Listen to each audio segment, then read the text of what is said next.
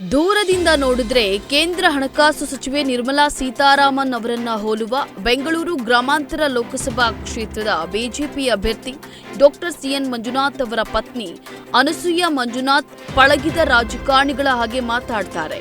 ಅವರು ರಾಜಕಾರಣಿಗಳ ಕುಟುಂಬದವರಾಗಿರುವುದರಿಂದ ಅದು ರಕ್ತಗತವಾಗಿ ಬಂದಿರಬೇಕು ಎಂದು ಆನೇಕಲ್ನಲ್ಲಿ ಪತಿಯ ಪರವಾಗಿ ಪ್ರಚಾರ ಮಾಡುವಾಗ ಮಾಧ್ಯಮ ಪ್ರತಿನಿಧಿಗಳೊಂದಿಗೆ ಮಾತನಾಡಿದ ಅನಸೂಯ ಅವರು ಬೆಂಗಳೂರು ಗ್ರಾಮಾಂತರ ಕ್ಷೇತ್ರದ ಜನ ಕೈ ಹಿಡಿಯುತ್ತಾರೆ ಅನ್ನೋದನ್ನ ಮನವರಿಕೆ ಮಾಡಿಕೊಂಡೇ ಅಮಿತ್ ಶಾ ತಮ್ಮ ಪತಿಗೆ ಟಿಕೆಟ್ ಅನ್ನು ನೀಡಿದ್ದಾರೆ.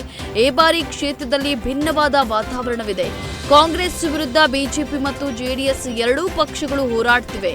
ಬಿಜೆಪಿಯಿಂದ ಅಮಿತ್ ಶಾ ಇದ್ರೆ ಜೆಡಿಎಸ್ನಿಂದ ಕುಮಾರಣ್ಣ ಇದ್ದಾರೆ ಮತ್ತು ಇದರೊಂದಿಗೆ ಹಿರಿಯರಾದ ದೇವೇಗೌಡರ ಸಾಧನೆ ಇದೆ ಎಂದು ಅನಸೂಯ ಹೇಳಿದ್ದಾರೆ.